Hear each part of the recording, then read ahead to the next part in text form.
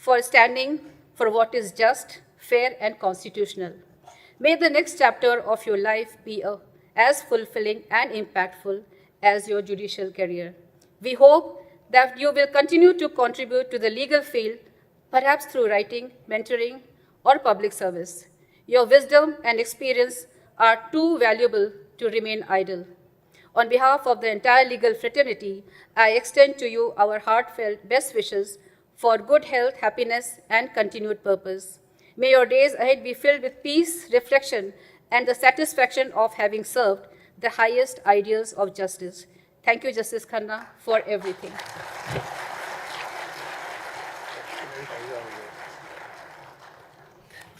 I now request Mr. Kapil Sibal, President, Supreme Court Bar Association, to kindly address the August gathering.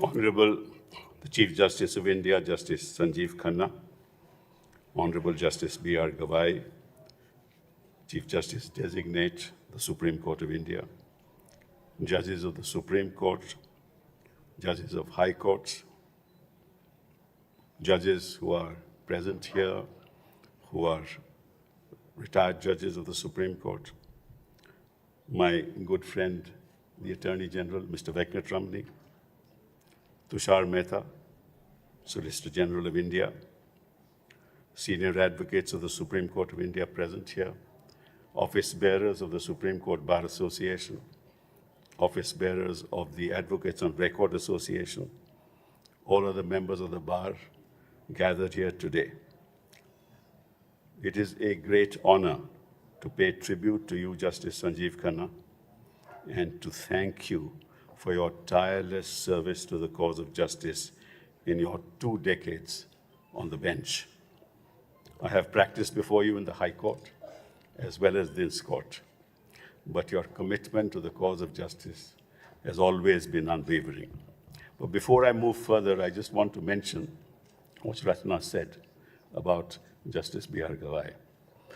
She sought a gift, but I think we must recognize the fact that this nation has gifted Justice B.R. Gavai to us. I don't think that the Supreme Court of India could have got a better gift. And gift is a voluntary dispensation, Rachna. Chief Justice, you're a chip of the old block. You know, I was practicing in this court and I was there in ADM Jabalpur, and I saw when Justice H.R. Khanna gave his dissent. And we knew what was going to happen. That's the legacy that is part of your tradition. That's the legacy that you have honored in the 20 years you've been on the bench. The echoes of that judgment reverberated throughout the country and reverberate in our hearts even today. And the majority opinion has been buried and forgotten. Thank God that this happened, because it gave a new beacon of light to the members of the bar and the members of the judiciary as they dealt with very complex issues in times to come. You have steered this court with circumspection and with uncanny sagacity. We will remember you for steering the ship in turbulent times and anchoring it for its voyage to be carried forward by your successor. The baton has been handed over to Justice Gavai. And I know that when the ship is anchored and it sails, he will be dealing with the turbulence with as much sagacity as Chief Justice Khanna. I want to take a few moments to reflect on our expectations from the Supreme Court and from our judges. We, the people of India, gave ourselves this constitution symbolizing the aspirations of future generations at a time when there were currents and cross currents that were to be addressed for the nation to come to life. The country needed a constitution that was destined to manage the concerns of diverse characteristics of its diverse population. It is fundamental to remember that the grant of the status of citizenship to all on the basis of their birth was a singularly secular act which symbolizes what India stood for. People of different racial characteristics, representing multifarious castes of different faiths, practicing different religions with diverse racial characteristics, where issues of untouchability had still not been effaced from our social structure, were given equal status as citizens with the right to be treated equally. Equality without liberty would have been an empty promise, and therefore fundamental to the life of every citizen was the commitment of the state to protect his or her liberty. The court is the final arbiter to decide, in the context of laws framed, how to protect citizens' liberty and their right to equality. However, without fraternity, this country could not have survived. That is why the preamble of the Constitution says what it says and embraces a Republican form of government. You have, right through your career as a judge, sought to embody the ideals of our Constitution. You have strived to balance all interests in the highest traditions of judgeship. Your judgments have embraced concepts of secularism, protected the rights of minorities, balancing state interests with the fundamental rights conferred on our citizens. You have been fearless in ensuring the accountability of those who transgress the laws. You have been a strong, independent judge of unquestionable integrity. Your incisive and pointed questions always cut straight to the heart of a case, demonstrating your meticulous preparation in each and every case. Your perspicacity kept us always on our toes. You had the uncanny ability, honed by your experience on the bench and years of practice, to anticipate and foil any attempt by counsel to obfuscate the issues for a favorable outcome. Your courtroom has been a place where all persons, regardless of background or identity, believed that they would be judged only by the strength of their case. You always encouraged young lawyers to throw their hats into the ring and argue cases themselves. You had an intuitive sense of what is just, a rare quality. This haloed institution was enriched by your contributions on the bench. While many judges aspire to accomplish such a sense of fairness in their courtrooms, very few actually achieve this. You have been one of those rare judges. In your tenure as Chief Justice of India, you did not shy away from hearing cases that raise important constitutional questions, even when these cases were at the center of political maelstorms. You passed every timely and balanced orders. You passed timely and balanced orders, restoring the faith of the people in justice and reaffirming constitutionally mediated forms of discourse. This has been critical in cases that touch on freedom of religion, which regretfully is today marked by polarizing and often polemic forms of political discourse. Your approach has been one of restraint, but never indifference. Through your measured and firmly drawn lines, you have restored the supremacy of the Constitution and the values of equality, fraternity, and liberty. Your judgments are marked by clarity, precision, and an unwavering commitment to fairness. Your approach reflects a deep allegiance to the text of the law, while also recognizing that fidelity to constitutional values demands a pragmatic and humane lens, especially in the face of today's complex, plural realities. I wish to refer to some of the judgments that you have rendered in this context, and I have referred to some of those. I don't want to go through all of them. But just one or two: the voters' right to know. This is an association for democratic reforms, and access to information is far too important in a democratic setup so as to curtail and deny essential information on the pretext of privacy and the desire to check the flow of unaccounted money to political parties. You have, in the case of Central Public Information Officer, said judicial independence and accountability go hand in hand, as accountability ensures and is a facet of judicial independence. There are several other judgments which are landmarks and will be remembered by all of us in the years to come. But finally, in what can be regarded as one of the most eloquent expositions of the court's identity, responsibility, and character in recent years is Vishal Tiwari versus Union of India. You delivered a short but powerful order that is sure to inspire deep respect and confidence in the judiciary. In this order, after observing that courts are not as fragile as flowers to wither and wilt under an onslaught of polemical statements, you held, quote, every commission of contempt need not erupt in an indignant committal or levy of punishment, however deserving it may actually be. It is so because judges are judicious, their valor non-violent, and their wisdom springs into action when played upon by a volley of values, the least of which is personal protection. Courts believe in values like free press, fair trial, judicial fearlessness, and community confidence. Traits that ran through your blood while you were on the bench for 20 long years. This nation, in my belief, is at the crossroads wherein we need judges who protect rights of citizens, further the cause of equality, and defend the security of the state being destabilized by elements who do not wish India to be the great power that it is destined to be. Institutional atrophy and the rise of a culture of dominance, consequently leading to societal insecurity and issues relating to economic aggrandizement, are matters that the court will have to deal with in the years to come. The 33 judges of this court, the brave hearts who must display the courage and integrity, must meet such challenges consistent with the principles of those who hoped that our tryst with destiny will make this nation not only a great political and economic power, but a nation in which every citizen cherishes the values of tolerance, of fraternity, of oneness, and of the ability to express his or her views. And finally, to be heard and not be silenced by the might of the mighty and the whims of those who are intolerant. That is the hope from this court. And in your contributions to the bench, you have displayed that there are still great judges in this court who will not let us down. We wish you calm waters and beautiful skies as you sail off on the next leg of your journey in the service of our country. May you find joy and fulfillment in all you do.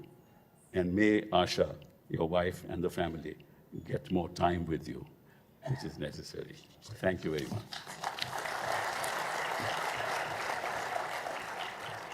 May I, sir, with your permission, I have penned a few words for you, which is part of my tradition.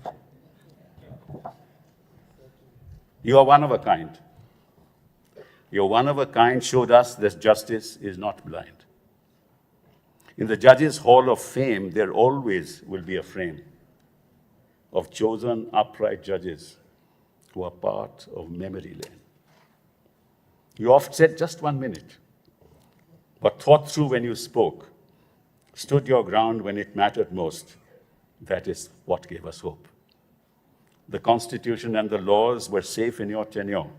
You always knew that certain ailments had no instant cure. Pilot is us in difficult times when faith's under attack, miscreants who derailed the course, you brought them back on track. The blood and sweat of millions were our constitutional gift. You steadfastly held on to it, not let it go adrift. Restoring public confidence, that is your noblest deed. With heavy hearts, we say goodbye. The likes of you we need.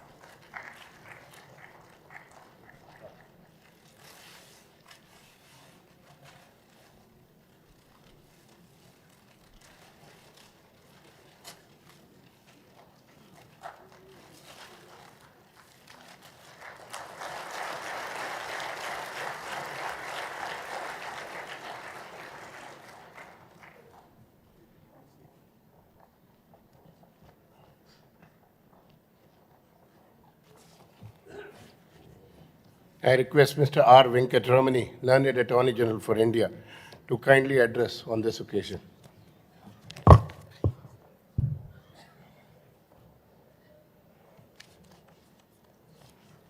I wish I could compete with Mr. Kapil Sibal, and if you could have tried it by penning a few words sitting there, listening to his oration.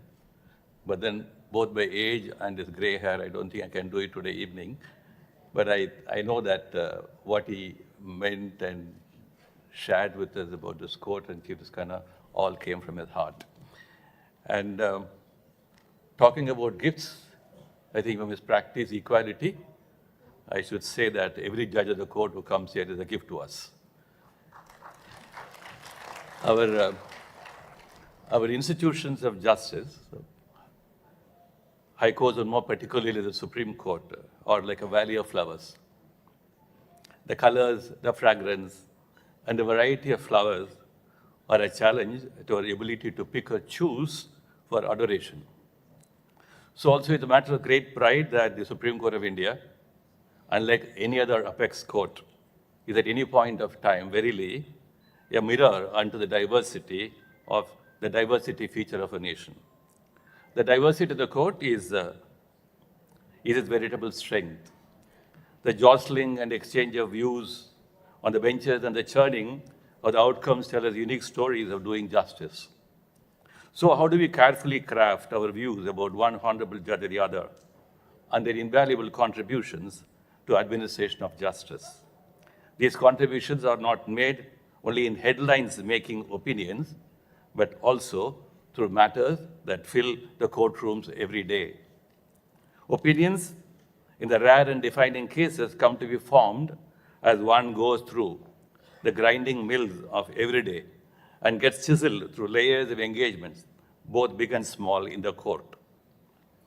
We no longer need another ADM Jabalpur. One lone voice of Justice H.R. Khanna is good forever for the cause of liberty. All judgments on liberty being penned today are many of footnotes to ADM Jabalpur. Liberty in the midst of social diversity and to strengthen the great social responsibility. Chief Justice Khanna laid clear notes on this when he kept at bay the petitions calling into question the insertion of secularism in the preamble, as also when registration of new suits against Place of Worship Act was stopped, and finally, when he began hearing the Waqf amendment cases. I say so regardless of the views one may hold on these matters. Well, what the court may do in the final analysis may stand on many norms of equality and equal regard. That will be different from what the court needs to do at any given point.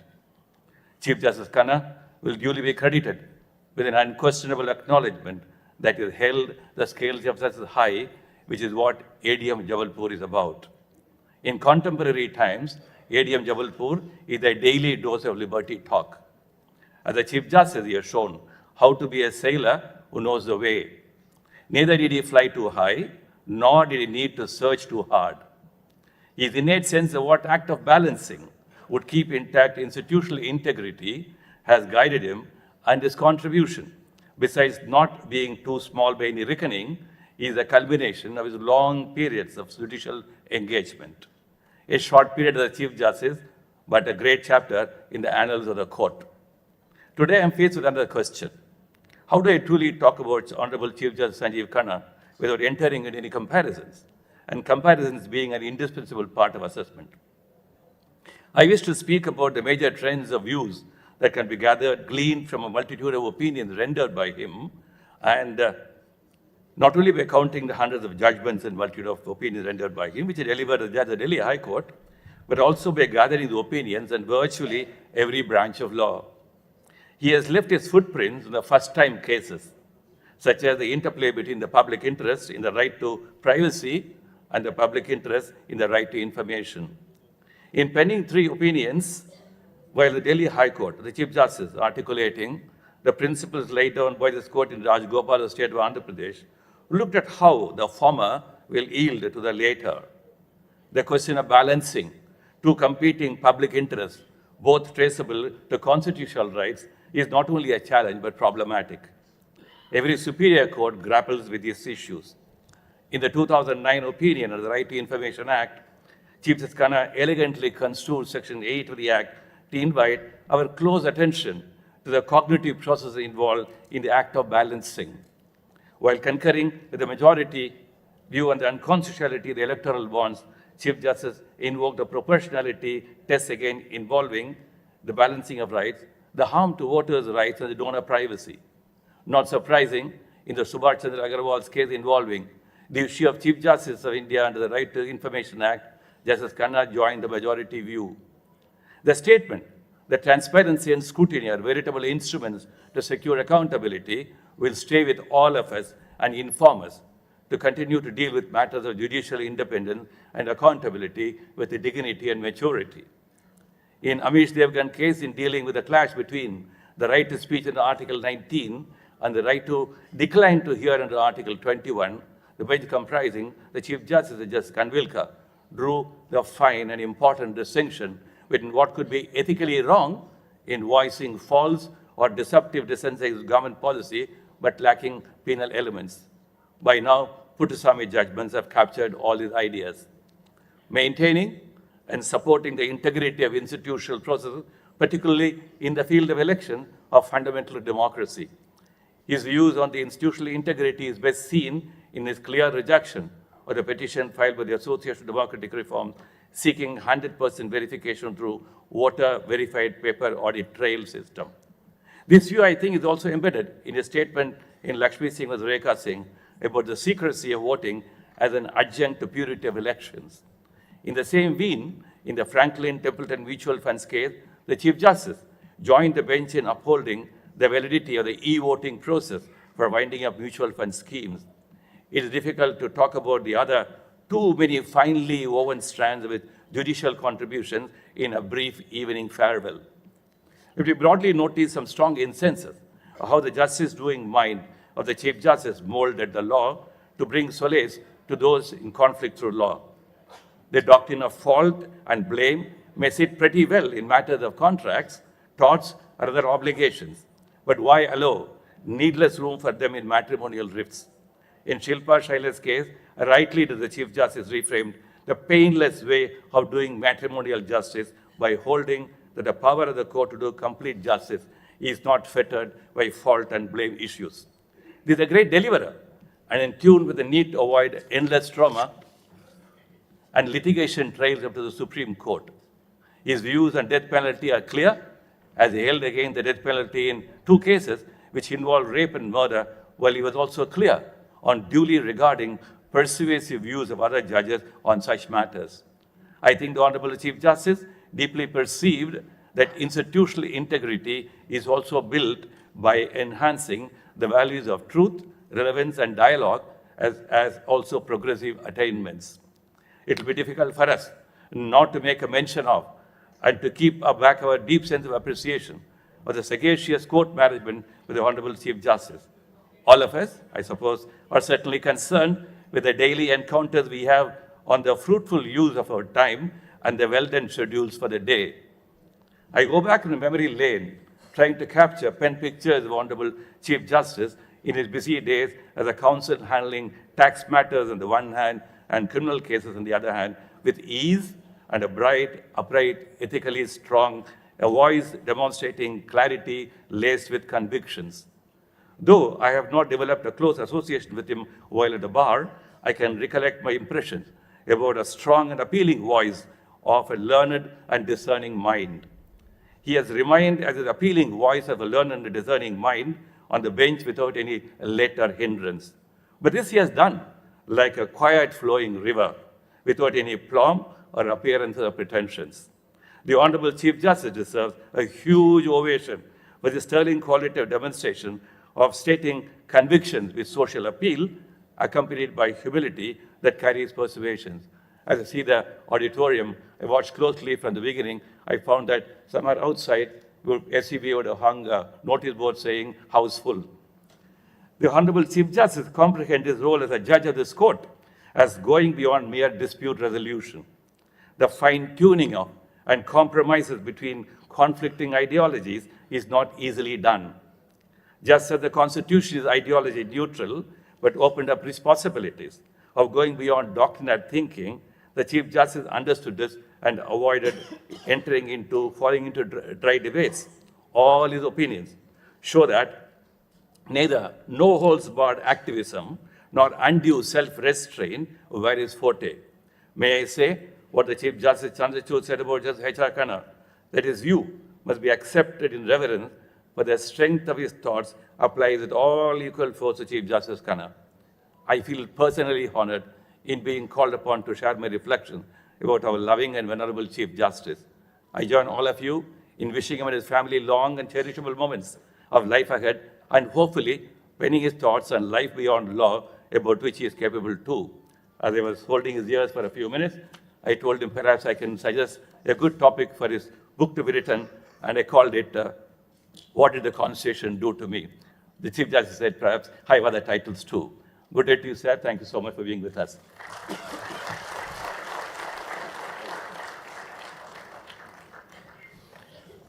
I request Honorable Mr. Justice B.R. Gavai, Honorable the Chief Justice of India Designate, to kindly address on this occasion.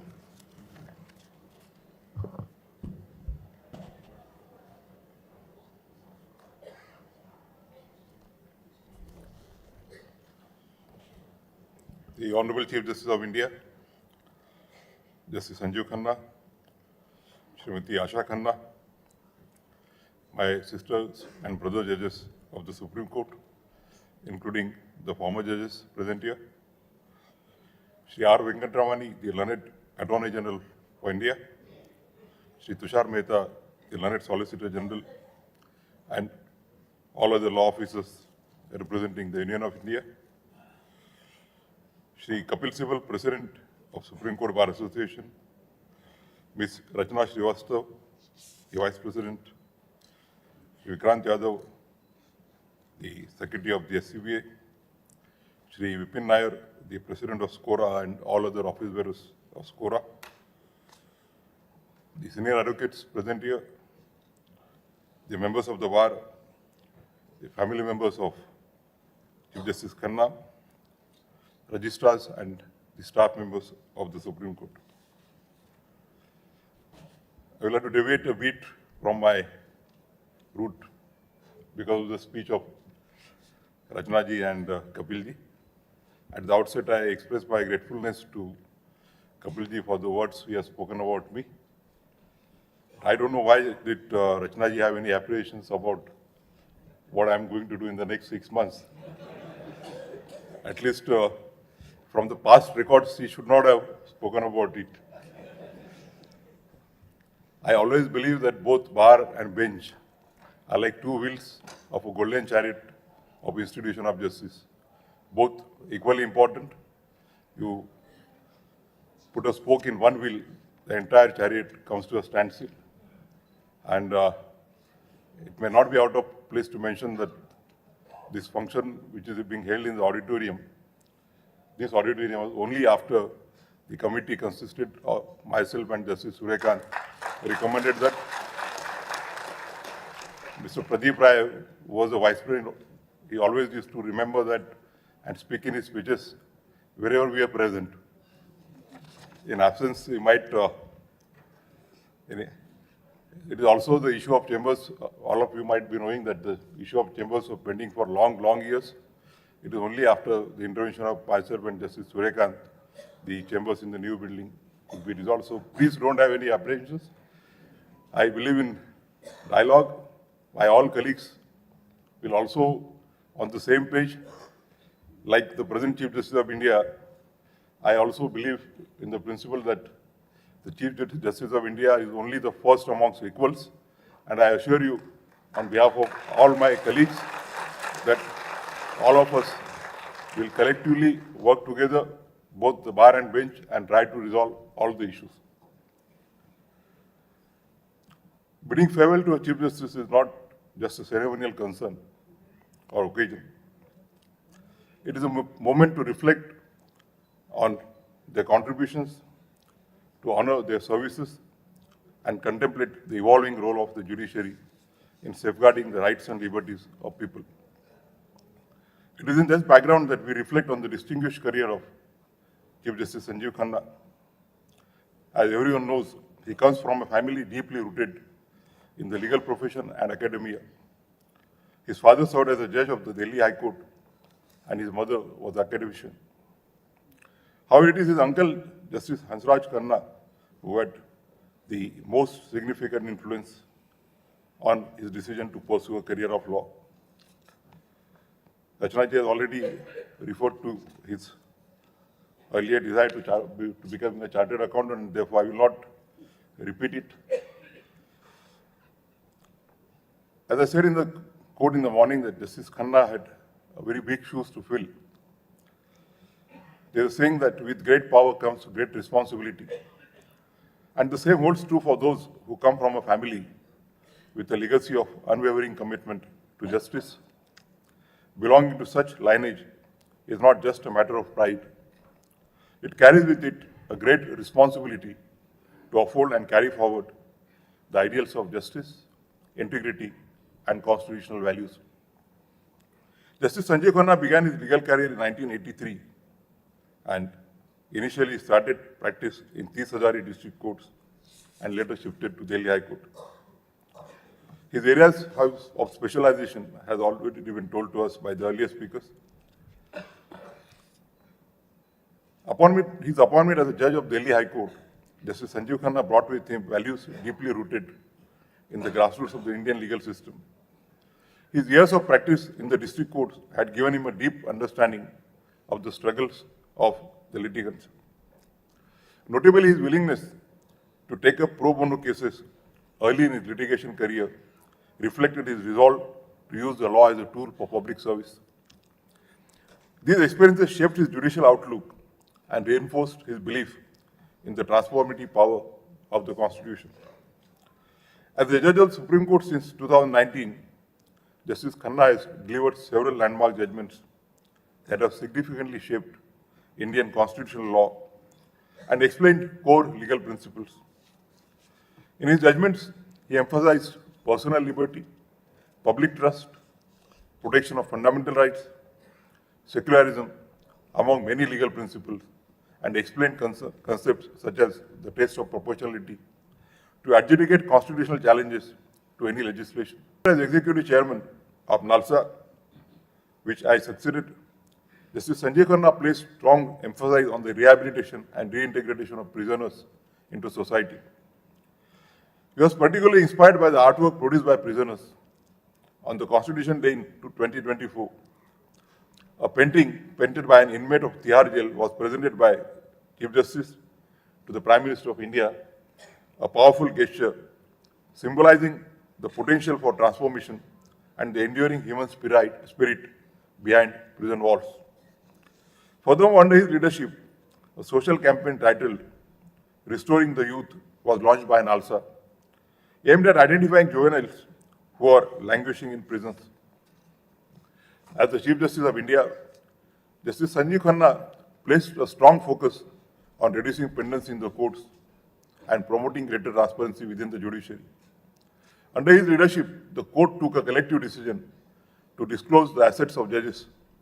In pursuance to this, many of the judges of the Supreme Court have voluntarily revealed information about their assets and liabilities, which is an important step towards building public trust. In one of the most remarkable acts of judicial transparency in recent times, the Supreme Court under Chief Justice of India, Khanna's stewardship, shared full information with the public about the appointment process of judges to the Supreme Court and the High Courts. The Supreme Court also released a tabulated list of names that were considered by the Collegium for judgeship over the past 2.5 years, marking a milestone in opening up the judicial appointment process to the public scrutiny. Chief Justice Khanna also demonstrated firm and principled leadership in addressing instances of judicial misconduct. In two such situations, he acted with discretion and resolve, taking appropriate steps to uphold the dignity of the court while maintaining the confidence and trust of his colleagues. His handling of these sensitive matters reflected both institutional responsibility and personal integrity. Justice Khanna also never shied away from speaking his mind, whether in courtrooms, while addressing staff, or in his interactions with young lawyers. Just a week ago, during his felicitation function organized by SCORA, Justice Khanna candidly remarked that lawyers in India have yet to master the art of drafting concise legal documents in the same spirit of institutional commitment. During a felicitation held by the Supreme Court staff, he reminded them of their duty towards the institution and the importance of maintaining the highest standards of service. But behind his strict and dignified image of a judge lies a humble, kind, and deeply compassionate individual. Justice Khanna is known for treating his staff and law clerks like a family. His interactions are warm and grounded, often filled with gentle humor and light-hearted conversations that come as a pleasant surprise to many who know him only from the bench. His ability to balance firmness in judicial work with warmth in personal relationship speaks volumes about his character. On a personal note, I have learned a great deal from Justice Khanna. I was elected to the Supreme Court a few months after his appointment as a judge of the Supreme Court, and I had the pleasure of sharing a vacation bench during the summer break of 2019. After his appointment as Chief Justice of India, as I said earlier, he actually practiced the principle that the Chief Justice is the first amongst equals. He took active steps in taking his colleagues in confidence in decisions on important issues. Also during the collegium meetings, he paid due regard to the views of his collegium, members of the collegium, as well as the consulting judges. As the Chief Justice, Justice Khanna initiated the practice of interacting with candidates under consideration for judgeship, which we also propose to continue. Thus, his conduct has been a reminder that leadership in the judiciary is not just about delivering judgments, but about upholding values that strengthen public faith in the system. Chief Justice Sanjiv Khanna, within the short period that was available to him, has demonstrated that impact is not measured by the length of time in office, but by the depth of one's contributions. His tenure will be remembered not only for important judicial and administrative strides, but also for the humility with which he carried the responsibilities of the highest judicial office. As it was said by a renowned poet Dushyant Kumar, and I quote, "सिर्फ हंगामा खड़ा करना मेरा मकसद नहीं, मेरी कोशिश है कि ये सूरत बदलनी चाहिए." Justice Khanna's tenure was not about creating a spectacle or making noise for the sake of attention. It was about encouraging changes within the judiciary and ensuring that the system not only functions but also evolves. When we gather here to honor Justice Khanna, I'd be failing in my duty if I do not mention our Bhabiji Srimati Asha Khanna. It is said that behind every successful man, there is a woman behind it, and I think Asha Bhabi is a true reflection of that rag. She has been a strong pillar behind him. We have had many interactions, though I had resorted it to be said in the evening. He started the concept of retreat, wherein all the judges of the Supreme Court for 2-3 days were just living like one family. That brought us the fraternity, the unity among the judges, wherein we could all reflect upon and think something for the betterment of the institution. I am greatly thankful to him for such an initiative, and both he and Justice Khanna and Bhabiji in that retreat were just like heads of our family. I, on this occasion, on behalf of all of us, wish a very long, healthy life to him, to Asha Bhabi and members of all his family. His family members are present here, Uday, Tavishi, Parul, and Ravish, all of them there. Uday is already a settled lawyer. All of his children are settled. And as he has disclosed, I also said in the Skora function that he will be more social tomorrow onwards. And he will also be available. He has also stated that he will be available for advice and therefore I see it as an indication of a beginning of the new innings. As I said in the morning, I wish him that his third innings would be equally illustrious and wonderful as his earlier two innings. Thank you very much.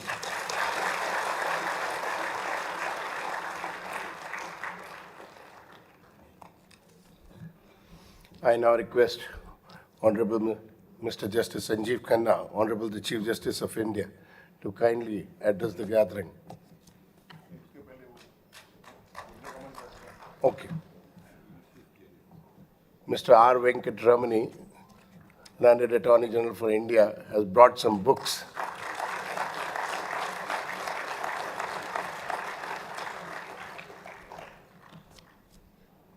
May I request Honorable Mr. Justice Khanna to kindly address? Thank you.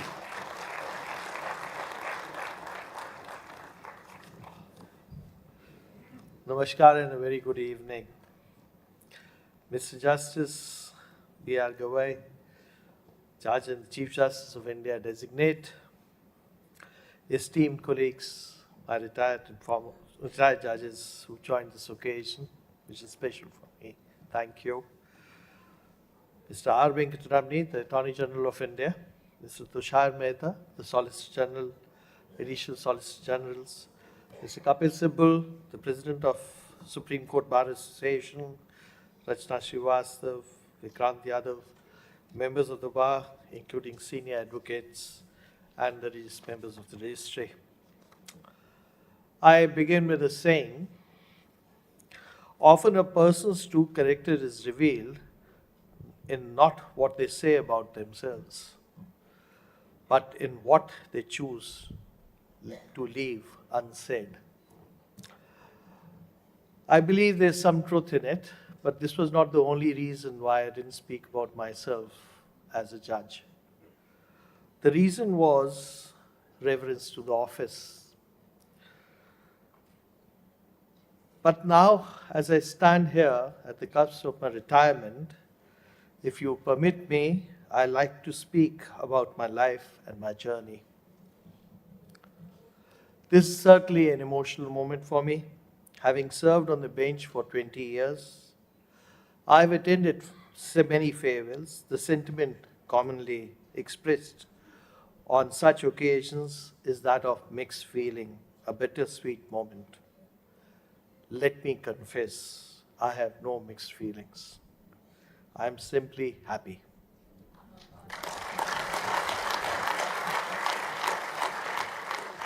I also feel blessed to have retired as the Chief Justice of India.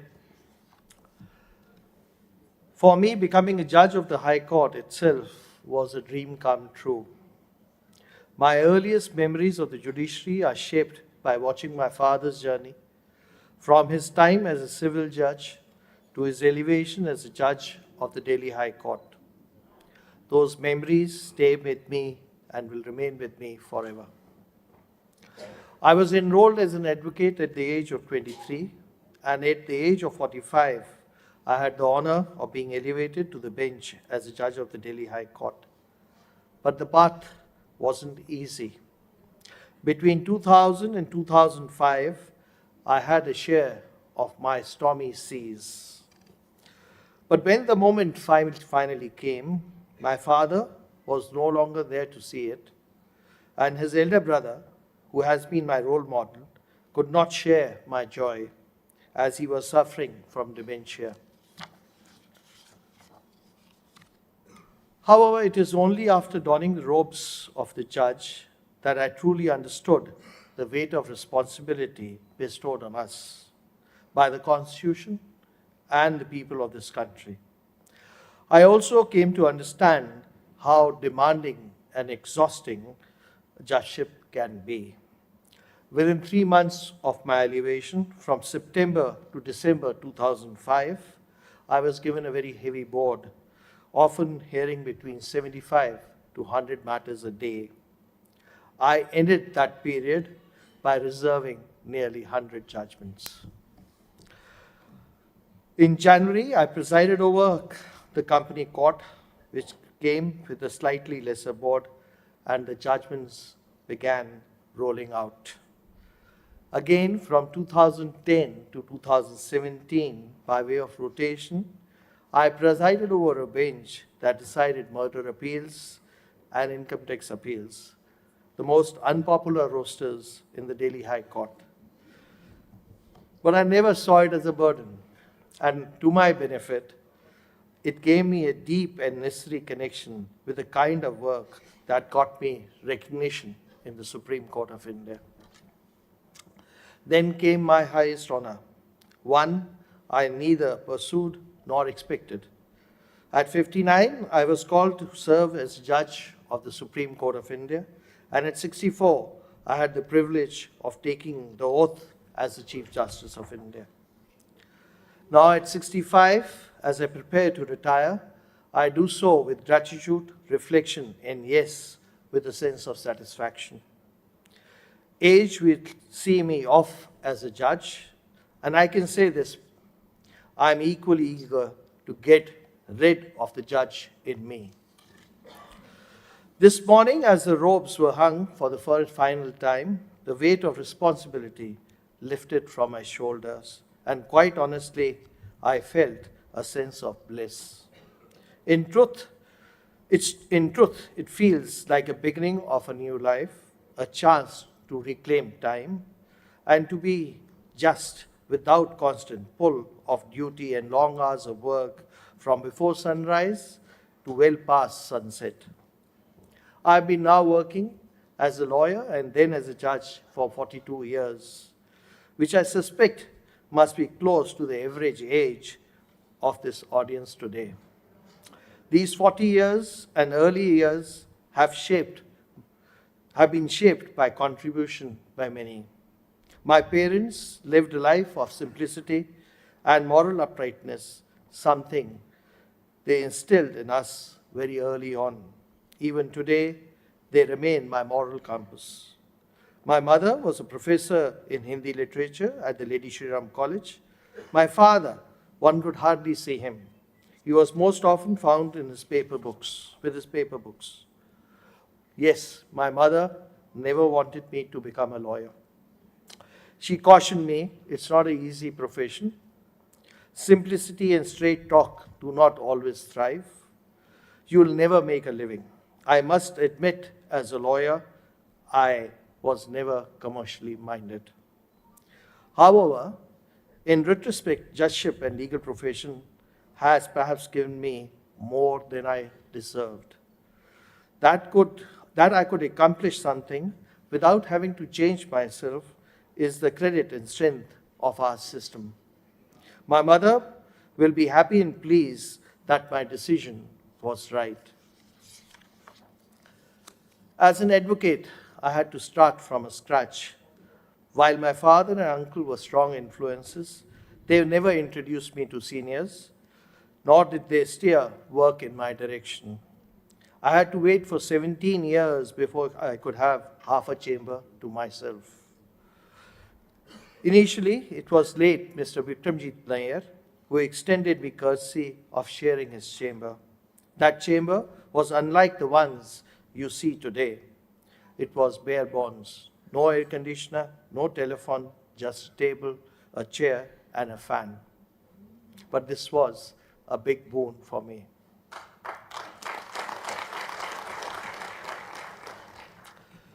However, my first few months at the district courts and handling several cases in the fora gave me valuable experience across vast and distinct fields. It connected me to the common man. This proved immensely helpful during my tenure as a judge. Delhi High Court and the district courts had judges of impeccable integrity, knowledge, and razor-sharp intellect. I was particularly influenced by Justice Ranganathan, Justice Avadh Bihari Rodke, Justice Rajendra Sachar, Justice G.C. Jain. Later, I had the privilege to appear and argue cases before Justice R.C. Rehoti, Justice S.P. Sinha, and Justice Ajit Marsayat. Let me put it, as a judge, the law arrives in all its breadth. The roster shifts, the matters change, and one is expected to come up to the speed quickly, thoroughly, and completely. It's an exacting exercise. No other work can give you this experience and satisfaction. Let me share 3 important experiences which I've had as a judge. What moved me most in the Delhi High Court was my interaction with the young boys and girls and their families in the habeas corpus petitions. I saw these courageous young citizens challenging societal norms to choose who they would like to live with. Often their families eventually accepted their life choices. To make them feel at ease, I avoided the adversarial setting of the courtroom. Instead, legal aid counsels would meet them over a cup of tea in my chamber to offer comfort and remind them they were not alone. These moments gave me immense hope in the justice delivery system's potential, not just to resolve conflicts and disputes, but to drive social change and affirm human dignity. My second experience was as the chairperson of NALSA, which proved very impactful. I interacted with jail inmates, including under trials, socially conscious police officers, committed paralegal volunteers, and villagers who were aware of their rights. India is unique in that legal aid is not a privilege but a right given by law. It is extended not only to the accused but also to victims, family, and others in need. While our legal aid framework is strong, we need more advocates to embrace their core of duty by offering pro bono services to the needy. The third aspect which impacted me was the diverse schools of thought at the Supreme Court. Polyvocality, despite its problems, ensures varied presentations across multiple benches, acknowledges an array of perspectives within the judicial system. Though our voices may differ, there is harmony across the benches that shape the law. It enables the court to be more accessible and responsive towards litigants' needs who come from corners of the country. During my tenure, I have heard myself being described as by the book judge, a conservative one when it comes to giving relief. To ask myself honestly if there is a truth in this or something else or some correction is required, I analyzed. I turned to data and the nature of cases in which I was strict. As a judge hearing criminal appeals in the High Court, I found that I had overturned conviction in about 30 to 35% of cases, which figure was almost the same as any other bench. The difference was acquittals were more in cases argued by amicus than those argued by the senior counsels. Same is true of the income tax matters, as I never allowed technicalities of law to become a scruple for doing justice. For instance, I took a firm stand in cases involving circular transactions through shell companies, where dubious tactics were clearly at play. As my law clerks remind me, one of my often repeated phrases, let's not make a hyper-technical view. Our job as judges is to apply law in full measure. It is equally our duty to recognize that when law gives flexibility, to ensure that the right and wrong are dealt with appropriately.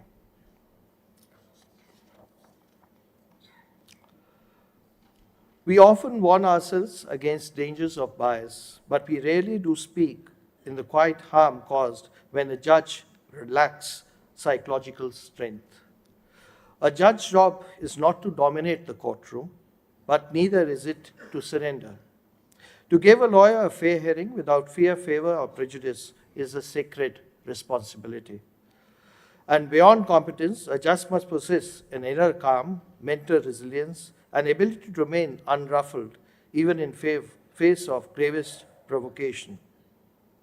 As I step down from the bench, I like to speak about something which bothers me: truth deficit in our profession. As a judge, above all, is a seeker of truth. Mahatma Gandhi believed that truth is God, not just in spiritual sense, but as an ideal to strive for. As truth is just not a fact, it is a legal force. And yet we come across cases of concealment and even deliberate misstatement of facts. I believe this stems from a mistaken belief that unless some padding is introduced in the evidence, a case would not succeed. This mindset is not only wrong, but it does not work. In fact, it complicates the process, making the court's job significantly harder.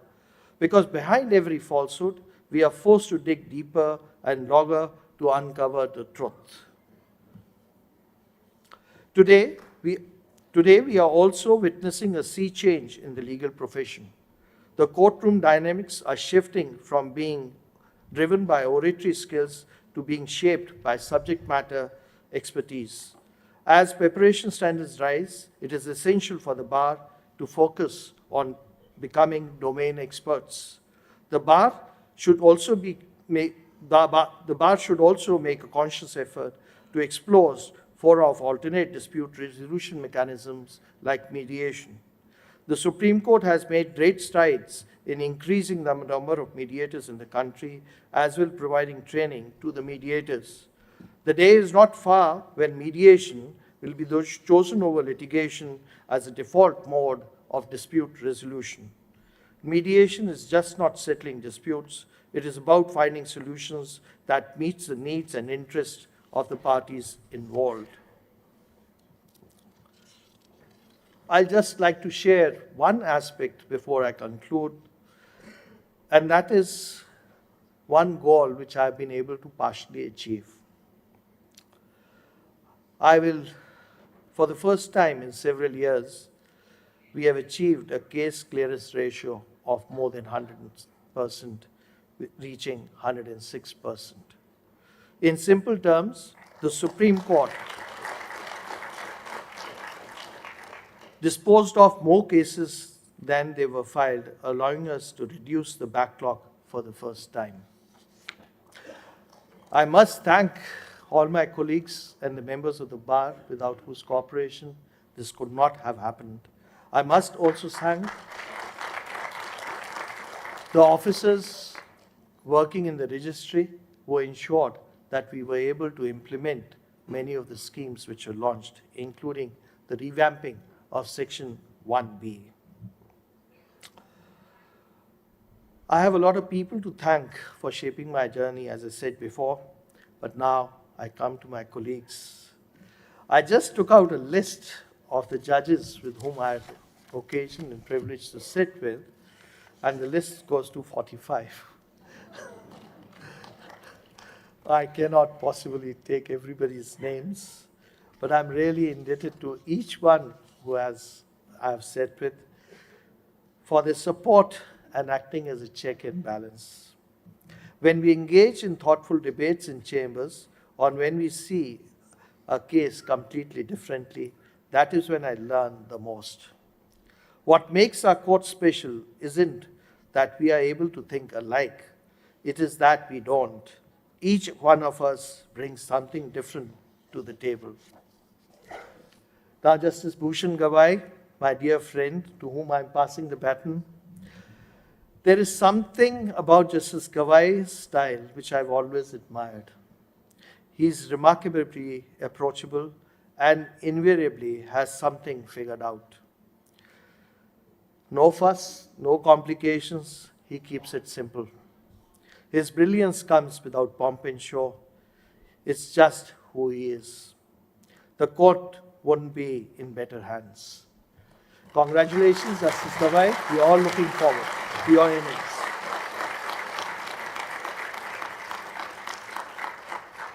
Moving on, my team in my courtroom and the residential office. In my residential office in my house, I was ably assisted by my PPS, Kamesh, Chetan, Vipin, Ashish, and Umesh.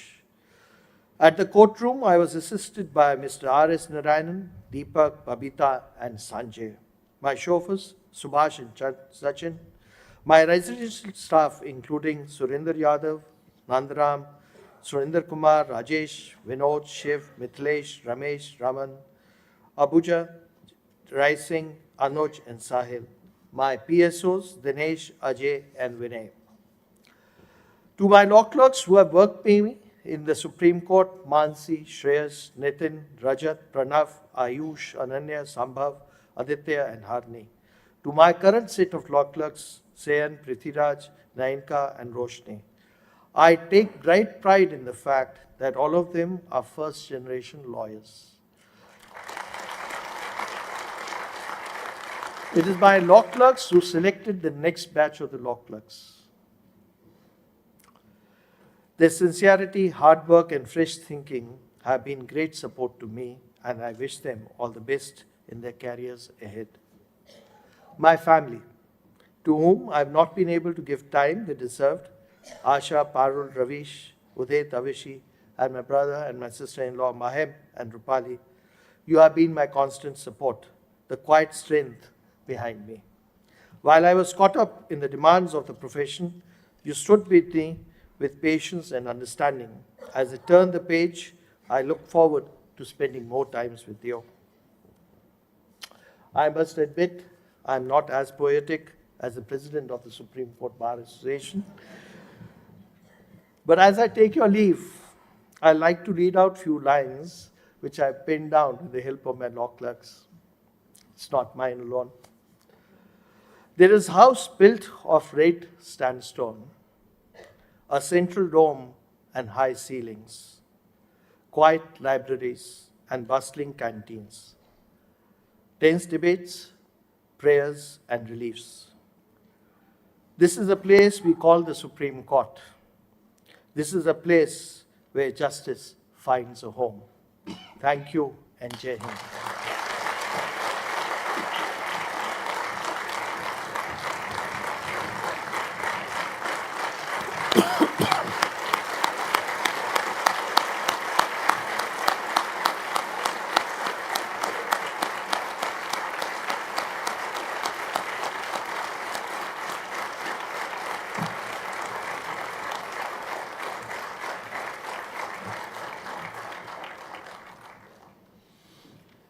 I now request Mr. Arijit Prasad, Senior Member Executive, Supreme Court Bar Association, to kindly read out the message written by Honorable Mr. Justice Sanjiv Khanna, Honorable the Chief Justice of India, for the members of the bar.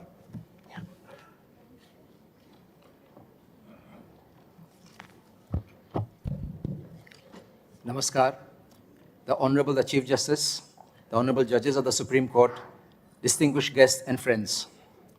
It's my proud privilege to read out the message of the Honorable the Chief Justice to the members of the Supreme Court Bar Association. I quote, "Dear members of the bar, I write this message with a deep sense of gratitude. As the head of the judicial family, I have come to understand that the progress of justice is much like the movement of a chariot. It may be guided by the hand of one, but its momentum depends on the strength and stability of its wheels. As the saying goes, the chariot may be controlled by one, but it moves only on the strength of its wheels. This metaphor holds specially true in our constitutional scheme, where the judiciary functions as one of the three co-equal branches of democracy. In that structure, the bar is not only a participant, but an essential component of the justice delivery system. Without a vigilant and engaged bar, the judiciary cannot fulfill its constitutional mandate. The strength and character of the bar directly influences the integrity, accessibility, and effectiveness of our courts. In that sense, the bar is not a spectator to justice, it's a co-creator. Too often, we underestimate the foundational role that just and fair dispute resolution plays in the life of a nation. Its impact reaches far beyond the courtroom. It is essential to preserving social harmony, nurturing public trust, and enabling the ease of doing business. A system that resolves dispute with clarity, consistency, and integrity fosters stability, encourages participation, and reinforces the rule of law. In this effort, the bar plays an indispensable role. Its strength lies not only in its advocacy, but in its enduring qualities: diligence, intellectual discipline, and an unwavering commitment to fairness. These qualities are not confined to individuals. They are embedded in the institutional memory and culture of the bar. They have sustained the courts and carried forward the promise of justice through times of change and challenge. Over the last 75 years, the Supreme Court has witnessed significant transformation in the diversity of issues brought before it and the tools and technology it now employs. The scale, complexity, and the responsibility of the courts have all grown. Yet, through this evolution, the core remains intact. The constitutional values that guide us have become more deeply embedded in the fabric of our democracy. The increasing number of cases coming before this court across a wide spectrum from constitutional interpretation to service-related issues in itself a reflection of growing legal consciousness and public faith in judicial remedies. Looking ahead, I believe that we are entering a decade of change, one that calls for adaptation, innovation, and a renewed sense of purpose from the bar. In a legal and regulatory environment that is becoming more complex and interdisciplinary, the bar must continue to evolve. The advocates of tomorrow must combine clarity of speech with clarity of thought, courtroom presence with depth of knowledge. There is a clear need to shift focus from oratory to domain expertise, especially as new avenues such as mediation, legal aid, and regulatory litigation come to the forefront of legal practice. In this journey, the increasing number of designated senior advocates is encouraging. It opens up meaningful pathways for mentorship, specialization, and broader access to justice, especially for those who come to court without the strength of established networks or resources. A profession that nurtures its young and supports those at the margins remain true to its highest calling. A responsive and future-ready justice system cannot be built from the top down. It must be nurtured from within through shared responsibility and the commitment of every participant. In this spirit, I urge the bar to focus on 4 critical areas that can shape the future of justice delivery. Simplifying legal language, moving away from legalese towards clarity that empowers litigants and the public, ensuring truth as a core value in legal practice, ensuring that advocacy is grounded in factual integrity and an unwavering commitment to truth, addressing pendency and curbing the culture of adjournments to restore public faith in timely justice, containing the cost of litigation so that justice remains within the reach for all, not just the privileged few.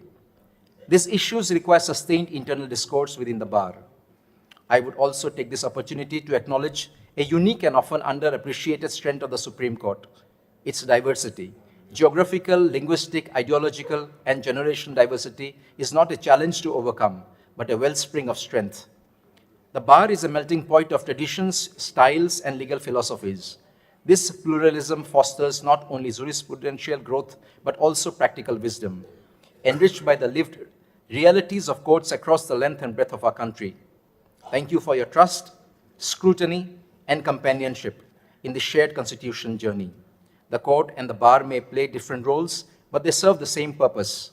May the bar always remain the torchbearer of justice, fearless in speech, fair in conduct, and unwavering in its duty to the Republic. Jai Hind, unquote. I assure His Lordships that the Honorable Chief Justice, that the members of the bar would strive to follow the path as shown by His Lordships. I am grateful for this opportunity. Jai Hind. Thank you. To present memento on behalf of Supreme Court Bar Association to Honorable Mr. Justice Sanjiv Khanna, Honorable the Chief Justice of India, I request Mr. Kapil Sibal, Ms. Rachna Srivastava, President and Vice President, along with other office bearers and executive committee members, to kindly come on the dais and join us.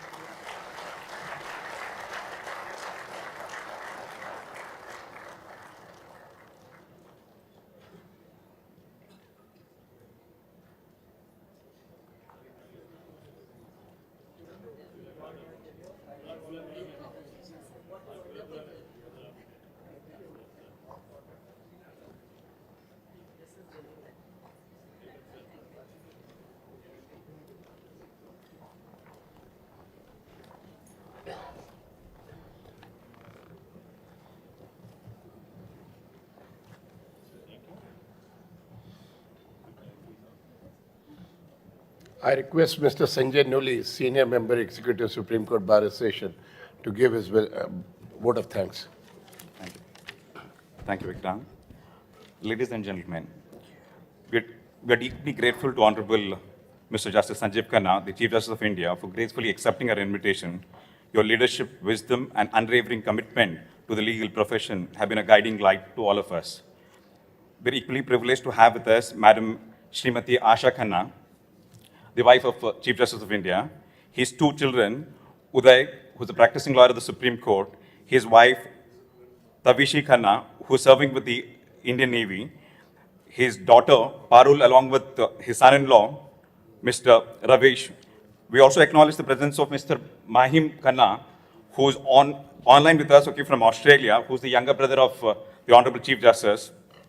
All the support and understanding have been instrumental in the remarkable journey of the Chief Justice. We thank all of them for gracing this occasion. It is with great respect that we thank Honorable Mr. Justice B.R. Gavai, the Honorable Chief Justice of India designate, for kindly accepting the invitation to preside over this function. Your presence not only honors this event, but also symbolizes the commitment and the continuity of wisdom and integrity that the Supreme Court stands for. All of us wishing you a great tenure as the 52nd Chief Justice of India, sir. A heartfelt thanks to all the honorable judges of the Supreme Court and the former judges of this honorable court. We are also grateful for the presence of Mr. R. Venkatramani, the learned Attorney General of India, Mr. Tushar Mehta, the learned Solicitor General of India, and all the other learned law officers. We also acknowledge and appreciate the presence of Mr. Manan Mishra, the Bar Council Chairman, and Mr. Apurva Sharma, the Executive Chairman, and the other members of the Bar Council of India. Our sincere thanks to all the learned senior counsels. A special note of gratitude to Mr. P.H. Parekh, a 6-time president, and all the other former presidents of the ACBA. We also extend our thanks to Mr. Vipin Nair, the President Amit Sharma, and Nikhil Jain, and the other executive members of the SCORA. Our sincere thanks to the learned Secretary General, the learned registrars of the Supreme Court, the registry, and the ACBA staff, without whom the seamless coordination and success of today's function would not have been possible. Our sincere thanks to the Deputy Commissioner of Police, the Supreme Court Secretary personnel, and all the staff to ensure the safety and smooth conduct of such events.